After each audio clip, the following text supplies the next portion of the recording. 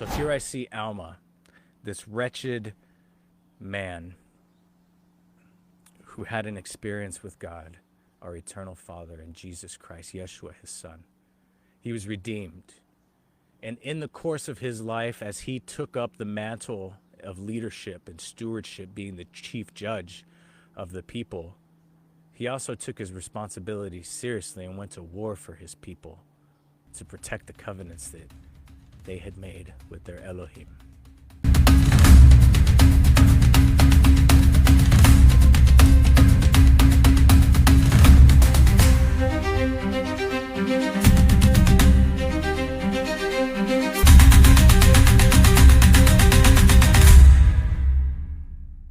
Hello, hello.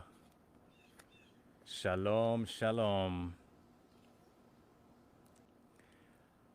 Hello, brothers and sisters. I hope that your day is good. I'm Nick Sigala, a son of Aaron, a son of David, and a son of Joseph. And as I read the stick of Joseph in the hand of Ephraim, I rejoice. I rejoice because these are the promises that were given to my fathers, your fathers perhaps, our fathers, and they were reserved and preserved for a time, this time that we find ourselves in, the very last days. The purpose of this record was to remind my ancestors of the covenants that were made to our fathers and the promises that were made to our fathers by way of God speaking directly to them, the house of Israel. And so I really treasure this record. We're going to start where we left off yesterday. If you're following along in the LDS canon or version, it's going to be Alma chapter 2. We're going to pick up in verse 53 if you're in the RLDS version, or if you're in the stick of Joseph in the hand of Ephraim, it's verse 8. And I'll start there. It says, "And it came to pass in the commencement of the 5th year of their reign, there began to be a contention among the people for a certain man being called Amlici. He being a very cunning man, yes, a wise man as the wisdom of the world, he being after the order of the man that slew Gideon by the sword, who was executed according to the law. Now this Amlici had, by his cunning, drawn away many people after him, even so that they began to be very powerful, and they began to endeavor to establish Amlici to be a king over the people. Now this was alarming to the people of the assembly, and also to all those who had not been drawn away after the persuasions of Amlici. For they knew that, according to their law of such things, must be confirmed by the voice of the people. Therefore, if it were possible that Amlici should gain the voice of the people, he, being a wicked man, would deprive them of their rights and privileges of the assembly, and so forth, for it was his intent to destroy the assembly of Elohim. And it came to pass that the people assembled themselves together throughout all the land, every man according to his mind, whether it was for or against Amlici, in separate bodies, having many disputations and awful contentions one with another. And thus they did assemble themselves together to cast in their voices concerning the matter, and it was laid before the judges. And it came to pass that the voice of the people came against Amlici, that he was not made king over the people. Now this did cause much joy in the hearts of those who were against him. But Amlici did stir up those who were in his favor to anger against those who were not in his favor. And it came to pass that they gathered themselves together and did consecrate Amlici to be their king. Now when Amlici was made king over them, he commanded them that they should take up arms against their brothers. And this he did that he might subject them to him. Now the people of Amlici were distinguished by the name of Amlici, being called Amlicites, and the remainder were called Nephites, or the people of Elohim, the people of God. Therefore the people of the Nephites were aware of the intent of the Amlicites, and therefore they did prepare to meet them. Yes, they did arm themselves with swords and with scimitars and with bows and with arrows and with stones and with slings and with all manner of weapons of war of every kind. And thus they were prepared to meet the Amlicites at the time of their coming. And there were appointed captains and higher captains and chief captains according to their numbers. I think it's important to note that these guys, the people of God, they prepared themselves physically to be equipped to withstand the people that were coming against them.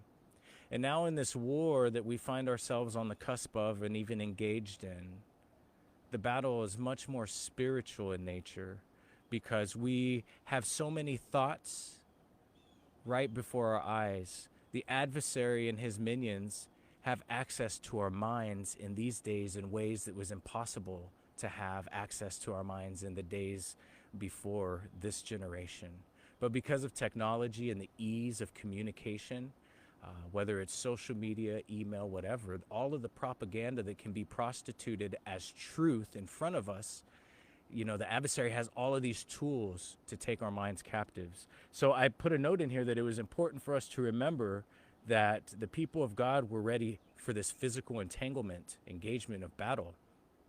But now in our days, people of God, I would encourage you to prepare yourself spiritually, that as the spiritual battle wages on, you will have the wherewithal to withstand the evil that is in our day. The Apostle Paul and the prophet Joseph taught that we need to put on the full armor of God, right? We have to write his words upon the fleshy tablets of our heart, because if we don't have his words written upon our heart, it'll be so easy for us to be taken captive and destroyed. And that destruction doesn't look like somebody just coming in and bombing your house physically, but imagine somebody coming and bombing your house spiritually. It's almost imperceivable, but I'm watching it happen in many places right now. And you are too. All you have to do is sit back, take a look, and consider what you see. Don't negate it. Let's continue. And it came to pass that Amalekite did arm his men with all manner of weapons of war of every kind. So I would encourage you to be prepared, because so too are these deceivers and these men who say they're men of God. Maybe they don't. Maybe they totally proclaim that they're in the darkness, but they are arming their men and women with all manner of weapons of war of every kind for the spiritual battle that we're in. And he also appointed rulers and leaders over his people to lead them to war against their brothers. And it came to pass that the Amalekites came upon the hill of Amnihu, which was east of the river Sidon, which ran by the land of Zedekimlah, and there began to make war with the Nephites. Now, Alma, being the chief judge and governor of the people of Nephi, therefore he went up with his people, yes, with his captains and chief captains, yes, at the head of his armies against the Amalekites to battle. Oh, I love that Alma went at the head of the people to battle. Baller. Love that example. And they began to slay the Amalekites upon the hill east of Sidon. Ooh. Cat fight. Whoa. Holy moly. That just happened. So let's continue. And so the people of God began to slay the Amalekites upon the hill east of Sidon. And the Amalekites did contend with the Nephites with great strength, and insomuch that many of the Nephites did fall before the Amalekites. Nevertheless, Yahweh did strengthen the hand of the Nephites. They slew the Amalekites with great slaughter, and they began to flee before them. And it came to pass that the Nephites did pursue the Amalekites all that day, and did slay them with much slaughter, insomuch that there were slain of the Amalekites 12,532 souls. And there were slain of the Nephites 6,562 souls. How would you feel if you went to war for your God to protect your people, and more than 6,000 of your brothers and sisters were slain? You were still victorious, but how heavy would the grief on your heart be? These are things that people don't talk about enough. You know, I grew up in a military ward or congregation where I saw soldiers with PTSD, men of war. I was very fortunate to have many leaders who were combat veteran, men of God who taught the principles of righteousness, but also leadership, what it means to sacrifice. And so as I read these things, it really hits home to me, because that means that the people of God saw a lot of trauma in their day. They saw a lot of carnage, and they still remained faithful. They didn't let that PTSD eat them up. So maybe you struggle with PTSD. I bless you now with the peace of God that passes all understanding, and invite you to call upon his name, that he will walk with you through those triggers that you may stand as a man of valor or a woman of valor or a man or a woman of courage in these the last days. Let's continue. And it came to pass that when Alma could pursue the Amalekites no longer, he caused that his people should pitch their tents in the valley of Gideon, the valley being called after Gideon, who was slain by the hand of Nehor with the sword. And in this valley the Nephites did pitch their tents for the night. And Alma sent spies to follow the remnant of the Amalekites, that he might know of their plans and their plots, by which he might guard himself against them, and he might preserve his people from being destroyed, because it's important when you have stewardship over a people that you are always mindful of preserving your people, not just physical destruction, but because of the spiritual destruction. Now those whom he had sent to watch the camp of the Amalekites were called Zeram, Amnor, Manti, and Limher. And these were they who went out with their men to watch the camps of the Amalekites. Very reminiscent on when the 12 spies were sent out of the wilderness to spy. This is spiritual warfare, people. And I encourage you to seek the Lord and ask him what he would have you do to prepare and engage with the battle that we find ourselves in. It's not a battle where we have to get riled up in our emotions, because our strongest weapon, our weapon of war, is love and charity and trust, absolute trust in the Lord our God. Consider this. And it came to pass that the next day they returned into the camp of the Nephites in great haste, being greatly astonished and struck with much fear, saying, Behold, we followed the camp of the Amalekites, and to our great astonishment in the land of Menon, above the land of Zerechemla, in the course of the land of Nephi, we saw a numerous host of Lamanites. And behold, the Amalekites have joined them, and they are upon our brothers in that land, and they are fleeing before them with their flocks and their wives and their children towards our city. And except we make haste, they will obtain possession of our city, and our fathers and our wives and our children will be slain. You want to light a fire under this guy? Let me find out that you're trying to harm my family. Can you imagine? What would you do? And it came to pass that the people of Nephi took their tents and departed out of the valley of Gideon towards their city, which was the city of Zerechemla. And behold, as they were crossing the river Sidon, the Lamanites and the Amalekites, being as numerous almost as it were as the sands of the sea, came upon them to destroy them. Nevertheless, the Nephites, being strengthened by the hand of Yahweh, having prayed mightily to him that he would deliver them out of the hands of their enemies, therefore Yahweh did hear the cries and did strengthen them. And the Lamanites and the Amalekites did fall before them. And it came to pass that Alma fought with Amaleki with the sword face to face, and they did contend mightily one with another. And it came to pass that Alma, being a man of Elohim, a man of God, being exercised with much faith, cried, saying, O Adon, Lord, have mercy and spare my life, that I may be an instrument in your hands to save and to protect this people. Now when Alma had said these words, he contended with Amaleki, and he was strengthened, insomuch that he slew Amaleki with the sword. And he also contended with the king of the Lamanites. But the king of the Lamanites fled back before Alma, and sent his guards to contend with Alma. But Alma, with his guards, contended with the guards of the king of the Lamanites, and he slew and drove them back. And thus he cleared the ground, or rather the bank, which was on the west of the river Sidon, throwing the bodies of the Lamanites whom he had slain into the waters of Sidon, and thereby his people might have room to cross and contend with the Lamanites and the Amalekites on the west side of the river Sidon.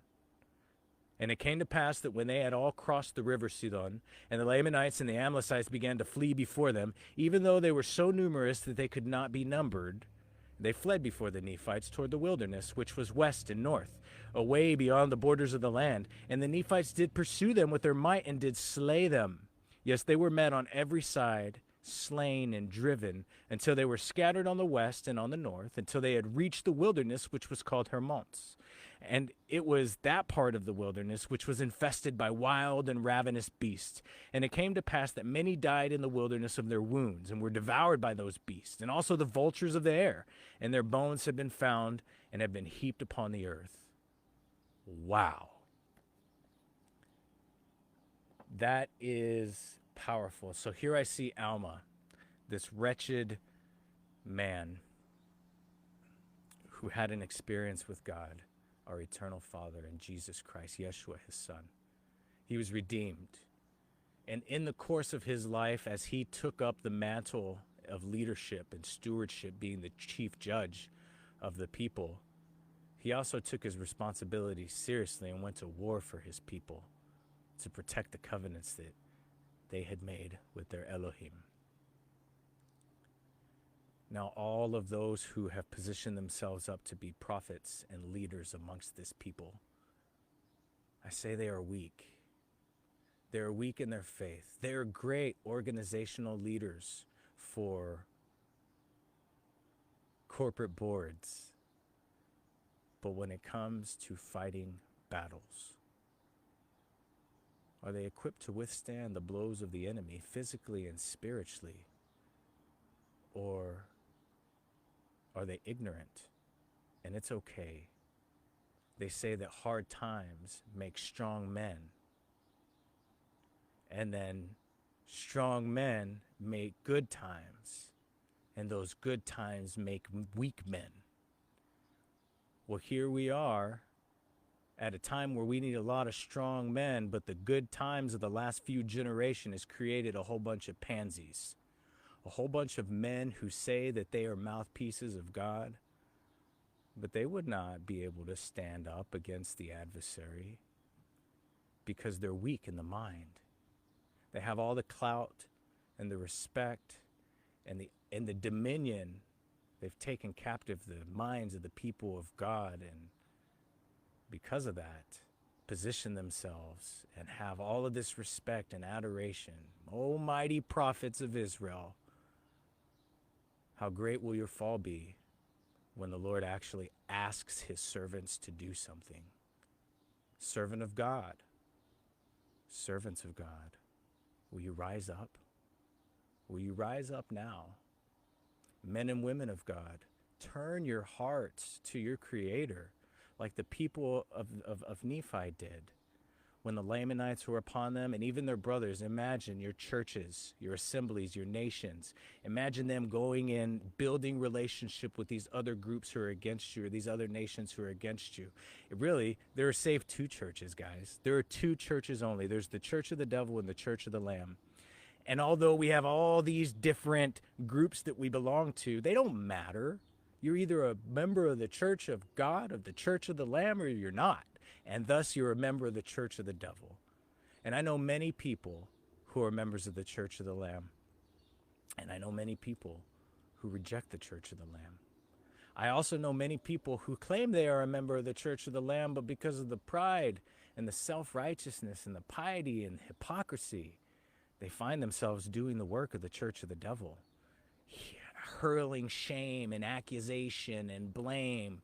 Who is it that is an accuser of the brethren, who follows after the order of Nehor and Amlici, who is the founder of their order, even that great accuser who is the accuser from the beginning? I say unto you, are you accusing your brethren? Are you heaping forward shame and accusation? Or are you walking in the absolute love, the reckless love of God? I hope that that's the choice that you're making, is to walk in the love of God, because that's the good way. Love, charity, long-suffering. In fact, I feel to share what the Apostle Paul teaches us about this. And you can find this in Moroni chapter 7 if you're of the LDS persuasion. I'm not sure of where it's found in the other versifications, but we can all turn to 1 Corinthians 13. And I'll close with this. Though I speak with the tongue of men and angels and have not charity, I'm becoming as a sounding brass or a tinkling cymbal. And though I have the gift of prophecy and understand all mysteries and have all knowledge, and though I have all faith so that I could remove mountains and have not charity, I am nothing. And though I bestow all my goods to feed the poor, and though I give my body to be burned and have not charity, it profiteth me nothing. Charity suffereth long and is kind. Have you suffered? Are you still kind? Charity does not envy. does not puff itself up, doesn't beat on its chest and say, look at me, this is who I am so great, does not behave itself unseemingly or seek her own will, is not easily provoked. When somebody takes a stab at you, are you able to withstand the provocation in peace? Beareth all things, believeth all things, hopeth all things, endureth all things. Charity never faileth, but whether there be prophecies, they shall fail. Whether there be tongues, they shall cease. Whether there be knowledge, it shall vanish away. For we know in part, just in part, and we prophesy in part, just a little bit, through our own mortal feeble lenses. But when that which is perfect is come, then that which is in part shall be done away. We're going to put away our little pieces because we're going to have the whole picture. And we'll be like, oh, shoot, that little piece was just a little speck in the grand scheme of things. For when I was a child, I spake as a child, I understood as a child, I thought as a child. But when I became a man, I put away childish things. For now we see through a glass darkly, but then, when the Lord returns, face to face, now in part, but then shall I know, even as I am known. Now abideth faith, hope, and charity. But the greatest of these is charity. Do you have charity in your heart? And if so, I invite you to seek after this, for it is the greatest gift. Well, after the gift of eternal life, you get that, and then charity becomes the byproduct. You can't help but walk in love when you've been given so much love. I bless you with the love of God, that it may be poured upon your soul today and into your family, in the name of Yeshua. Amen. Peace be with you, my brothers and sisters.